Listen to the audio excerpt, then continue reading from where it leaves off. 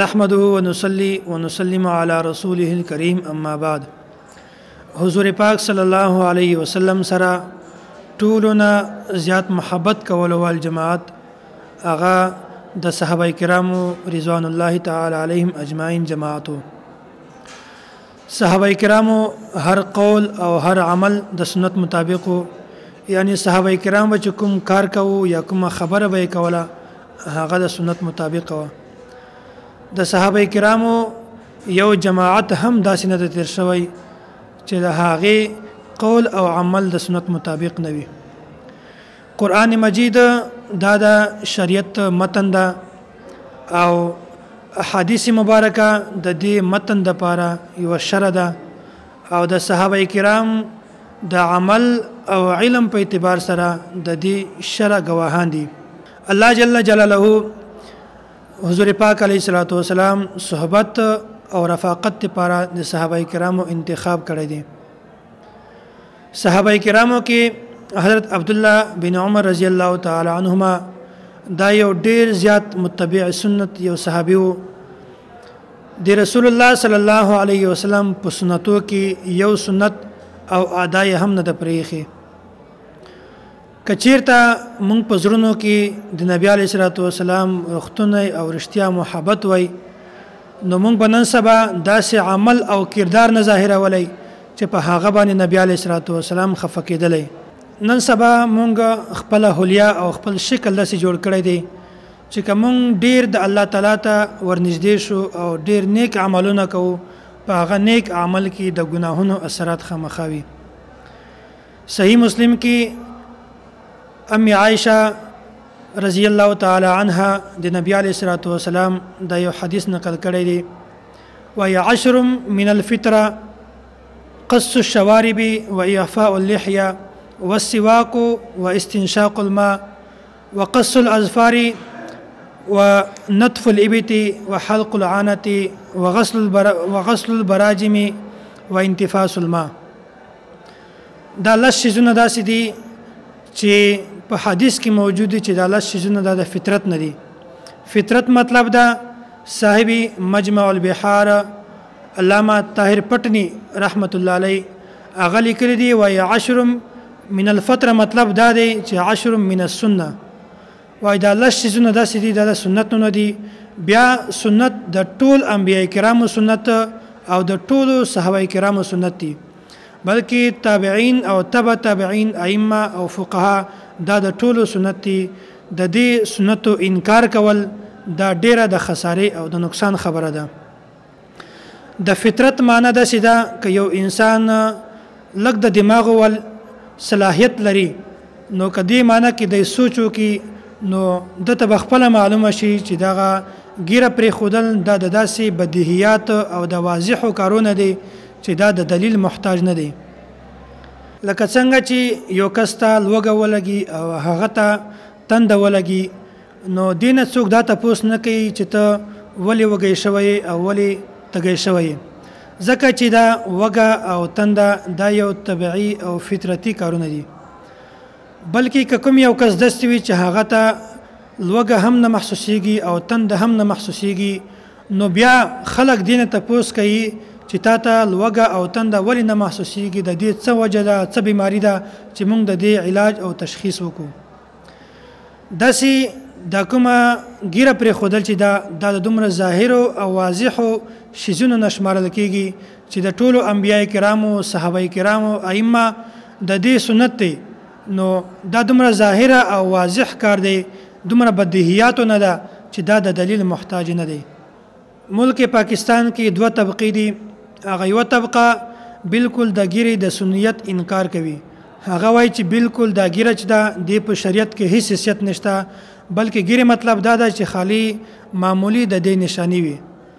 هغه وایي چې نبی علیه السلام ګیره پرېښې وه، صحابه کرامو پرېښې وه، دا د شریعت یو حکم نه دی بلکې صرف د دې تعلق رواج سره دی او معاشره سره دی. هغه بالکل د سنیت او د وجوب انکار کوي.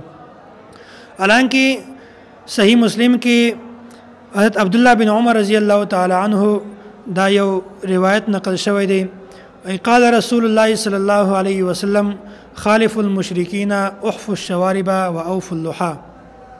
وای تاسو ږیرې وګدوي او بریتونه چې کوم دي دا وړوي. دلته مختلف قسم احادیثو کې مختلف الفاظ راغلي دي. ځینې احادیثو کې راځي اعفو، اوفو او ارخو او وفرو. د دین دا معلومه شو چې د الفاظ د امر د پاره راغلي دي او حضور علیه الصلاۃ والسلام حکم ورکړی دی چې تاسو ږیره وګدوي او امر د وجوب د پاره راځي. نو ږیره پرې خودل دا واجب ده. څوک چې هم د ږیره انکار کوي دا انسان فاسق او ګناهګار دی. او دویمه طبقه چې کومه ده هغه وای حضور علیه الصلاۃ والسلام حکم کړی دی چې تاسو ږیره پرې دی او حدیث مبارکه کې هم د امر الفاظ استعمال شوي دي. هغه په یو موټی نه زیات د ږیره کټ کولو انکار کوي. وای تاسو ږیره مکټ کوي دا ګناه ده او حرام ده. حالانکه عبد الله بن عمر رضی الله تعالی عنه حدیث موجود دی، هغه عمل موجود دی. وای عبد الله بن عمر رضی الله تعالی عنهما چې کله حج او عمره ته هغه به ږیره کټ کوله چې کله به په یو موټی نه زیات شوله. او داسې د حضرت ابو هريره رضی الله تعالی عنه عمل هم منقول چې هغه هم په موټی نه زیات ږیره کټ کوله. دا د جمهور موقف دی. جمهور وای تاسو چې کله ږیره په یو موټی نه زیات شي نو تاسو هغه کټ کولای شئ. د دې هیڅ ګناه نشته بلکې جایز ده. امام شافعي رحمت الله علیه هغه په خپل کتابو کې دا لیکلی ده وای تاسو ږیره چې کله په یو موټی نه زیات شي د هغه کټ کول جایز دي. او امام مالک رحمت الله علیه هم دغه لیکلی ده. او مونږ احناف هم خپل موقف او خپل مسلک دا دی چې ږیره په یو موټی نه کله زیات شي نو دا تاسو کټ کولای شئ. او بلکې دین زیات د اهل حدیث یو مشهور عالم زبیر علی زئی صاحب هغه ورساله په هغه رساله نوم دی مهنامه اهل حدیث.